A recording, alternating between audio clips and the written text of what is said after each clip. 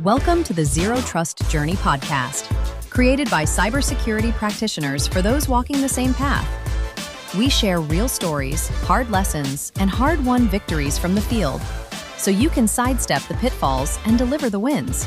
Grab your coffee, tune out the buzzwords, and let's get into the real story right here on the Zero Trust Journey podcast. Welcome back to Zero Trust Journey podcast. My name is Victor Monga. I am your host and producer of the show. Our guest today is a CISSP and veteran system engineer who cut his teeth on high availability architecture during the wild west of mobile messaging. He designed the directory services that powered American Idol voting for 20 million customers and has since led security for aerospace and defense firms. Today, he's helping the industry navigate the shift from trust but verify to the world of zero trust. Welcome, Kayne. Thanks for having me on the show, Victor. Long-time listener, first-time caller. Thank you. You know what? I want to start with the example you have given me where you worked for mixed defense industrial and commercial phase company.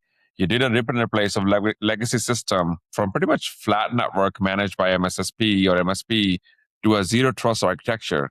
Let's hone on that. Let's start with that. What was that experience and what were the decision matrix that you had to go through for the zero trust architecture? Yeah, and I think a lot of this will probably sound familiar to your listeners. It was a legacy SMB setup that was not appropriate for the industry and had been set up by the MSP because that's all they knew, right? So we had like a single perimeter firewall that only had basic NAT. There was no deep packet inspection. There was no intrusion protection. The switches, they didn't do encryption, and all the firmware was kind of out of dated. And I think the configuration files, if I remember them, they're like clear text backup on an unsecured shared drive, right? So bottom of the battle, pretty much. Like you couldn't go bad or worse from that. You know, the access control lists were a bit of a nightmare too. It was very convenient though. Like that was the thing, is that if you were a business user and you wanted to do a thing, everything was open to you, which was great. It was just no way to do any type of detection. And the final thing I'll say that really struck me, the physical cabling was in open trays. It was unlabeled. And there were parts of the building like the guest lobby. You should not have your open trays available to people in the guest lobby where they can just reach up and like do a little twiddling with your wires. Plug in. Yeah, that's a bit horrifying. Or there was a conference table that had like network ports in it in the main room. And I was like, can we just pour concrete in those, please? Because this is just terrifying. Now, I will say a context clue. This was DFARS ITAR time. This was prior to CMMC. Okay. And what we saw was like most federal requirements for business we were pursuing required segmentation that would allow DFARS qualifications as well as some of our commercial contracts. But also the move to zero trust would reduce our breach liability and probably improve our cyber insurance rates as well, compared to saying, yeah, it's a flat network, which they wouldn't like. But also we got some better, we predicted we'd get some better network performance by actually having more predictable communications within each network segment rather than having everything be flat and just a horror show broadcast traffic, especially with like, we would get IoT circuit boards from vendors who were like, yeah, totally trust us. This came straight out of a foreign adversary's network. Just drop this in there. It'll be great, guys. Yikes. Yeah, Kayne, I want to double click on that one, right? So if security done right, it actually improves the IT performance or the CPU performance or the RAM performance or the network performance, which is again, demonstration every time if security done right. Now, I do want to know, when you started working on this architecture, zero trust architecture, how did you sell it to the business? Like they must be really used to their old ways, right? Now you're asking them to do certain things different ways. What was the first meeting or the conversation when you were like, all right, I gotta sell this aha moment? What was that? You know, I think it was that we wanted to go after, I'm going to call it premium pricing more than anything else, where it was really the idea that, hey, if we had something that we could advertise, an attestation or a certification, there was ISO 27001, for example, if we could say, hey, we are actually DFARS compliant as opposed to doing that self-attestation, again, prior to CMMC. There was an IEC certification we also were after. But the whole thing was we wanted to have premium pricing, and because in the defense industrial base space, it's all about secrecy and trust. And so you can demonstrate to a potential client that you are more trustworthy with their stuff. For their stuff might be, whether it's a single part, whether it's an assembly, whether it's a whole vehicle. You are going to have a much better time competitively rather than saying, yeah, it's fine. We've totally got this. And hey, we're the lowest bidder. We didn't want to be the lowest bidder anymore. We actually wanted to go for longer relationships at a higher rate. Gotcha. Okay. So pretty much, I think, again, most of the budgets are approved for compliance and regulation, which will lead to better sales or premium pricing, exactly what you're saying. But was there any tactical reasons or was there any tactical buy-in as well when you were working with this client and maybe you made a champion out of a technical person and said, you have a problem today, look at all these issues. And if we go to your zero trust architecture, might be things for your upskilling and your talent and your ways of handling security. Was that involved in any of this or primarily just the premium? It's 100%. You have to work across your stakeholders like your IT, your even facilities, your security team, your compliance team. I think one of our strongest champions we had was software engineering. Okay. Where they were getting in specific, as I said, dedicated baseboards from various vendors, and they needed to contractually be able to isolate the network traffic. Not some regulation, not some software requirement, but under contract. If we signed the contract, we had to be able to demonstrate we can put this thing on its own dedicated network segment where it has no outbound, where it's only got inbound, and it's very controllable. In a flat network, that is not even vaguely something you can consider. Whereas if you have a very smart, well-managed network that's well-designed, you can easily drop these things in, do observability, and then if you have an incident, you have a very small blast radius as opposed to a flat network where the whole thing is the blast radius. I want to double click on your experience as when you served as a CISO for firms handling military and aerospace contracts. In that world, breach isn't just a fine, it's a national security issue.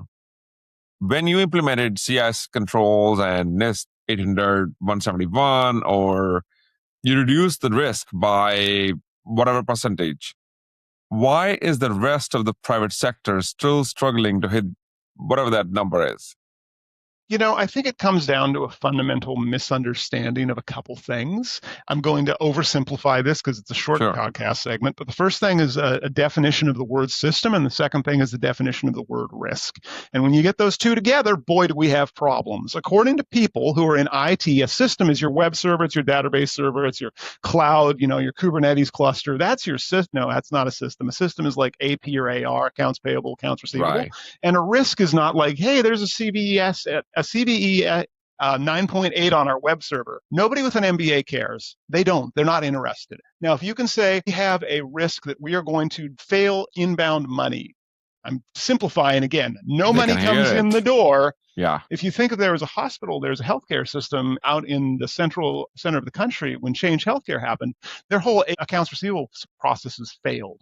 Right? They did not have a backup plan because they had not communicated the risk as a business risk. They had communicated it as a technical risk. And I think that's why we keep failing is we keep saying this system has this technical risk, not this business component. Whatever it is, has this business risk, which will have this impact. And that continued failure, we see less of it in the federal space and in the state and local government space, not because they're better at that risk, but because they have a better communications pattern. Everybody 100%. I've met with a federal background understands what a system is. And if you ever worked in Sarbanes-Oxley, you also understand, that's the accounting systems, right? That's the accounting ones, because those are a system. We have to apply that template to the rest of our industry. I like that. I definitely appreciate that. We are, at least when we start thinking about systems, we gravitate towards our servers or endpoints, or now it's maybe functions or whatever the APIs. But exactly what you said. System is how my business, accounting or production or sales, that's your system, and risk is applied to how they are exposed or vulnerable to functioning, whatever they need to do. I want to go one further on this as well. The CISO doesn't own those risks. And now this is a hot take according to some of my peers who are CISOs. Here. I am willing to have this one. Come at me. Go ahead. Let's have the conversation, right?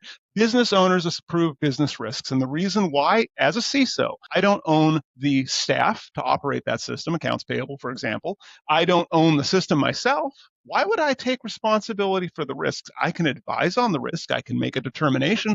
I can have staff that could advise on, like, here's how you could go apply new controls, but it's not my budget for those controls. If I want to put better controls on Salesforce and I'm the CISO, I'm not paying the Salesforce bill. That's not in my budget. Are we kidding? This is basic business governance, right?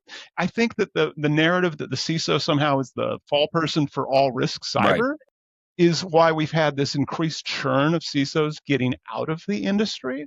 Yeah. Whereas some of the best companies I've worked with over the years recognize that when the business owner just signs off on a risk and then they own that risk and they have to maybe pay for cyber insurance associated with that risk, or they have to pay short-term like breach remediation costs, it really changes the narrative to, oh yeah, it's a fine. We're just going to have a revolving door of risk every 6 months. We approve the exception, to, oh, I actually have to do a thing. And I can do a thing, and I can make my business users happy and more productive. That's where we need to move. Wow. Yes. So I can't have a podcast and not mention AI because that's what it trends. So talk about it. At the most recent Global Cybersecurity Forum, the talk was all about Agentic AI. I think you have recently warned about the circle of failure, where we build faster than we can defend. If an AI agent can bypass traditional MFA, I'm going back to our roots of identity in zero trust. Is the zero trust architecture we have spent, 5 years building already obsolete? So I think we still have to have trust and verify continuously, and I think we need to have continuous inspection. And I don't care if that's an outsourced resource from a different vendor or it's an AI. It's functionally the same narrative. The only difference here is we, with AI, probably have more machine identities and service identities that we have to use. But I think we have to, the tendency has been to get it stood up fast and apply controls retroactively. And that's because there's this FOMO on AI right now. Some of it's deserved, some of it probably is not. And what we're omitting is personal responsibility and corporate responsibility. If you FOMO an AI agent into your network and say, well, we'll just fix it all in post, we'll give it root to begin with, shrug, we don't know. Hashtag open claw. Bingo. Yeah, right. And you have to be willing to accept the responsibility for what goes sideways. Or if you're just cloning a user's identity and allowing an AI agent, because the thing is, AI agents are going to behave in a non-deterministic way to get their job done, not the way that you or I would get a job done. And that means they may do some things that we would consider to be unusual. A good friend of mine at a company recently had a major top tier AI vendor hoover up their entire networks, all their data off all of their things. Detection engineering team found it. They had to go to legal and figure out, was that a data breach? Was that a problem? Because we've got a whole bunch of highly regulated information that we gave to an agent to say, do these things, and it's doing the things, but we don't know if this is okay. I think we have to have those conversations beforehand as opposed to after the fact, because once it goes to an AI agent, you're in their supply chain. We don't know where those data are necessarily being stored or processed, right? And those hosting agreements, those processing agreements probably change fairly rapidly as things scale out. So we have to be conscientious of that. And that's just a business determination. It's not right or wrong. It's not good or bad. It's like, do we accept that this is a business risk that we're going to tolerate? Is this within our tolerance or is it above our tolerance? If it's above your tolerance, do something else. So let's start with this one. It's not a matter of if, it's a matter of when. Bad things still going to happen, incidents still going to happen. You have reduced response times by 30% for defense contractors. Most incident response playbooks look great on paper, but fail the first 5 minutes when a real attack occurs. Based on your experience guiding 20 plus investigations, what's the one muscle memory skilled security teams are missing today in 2026?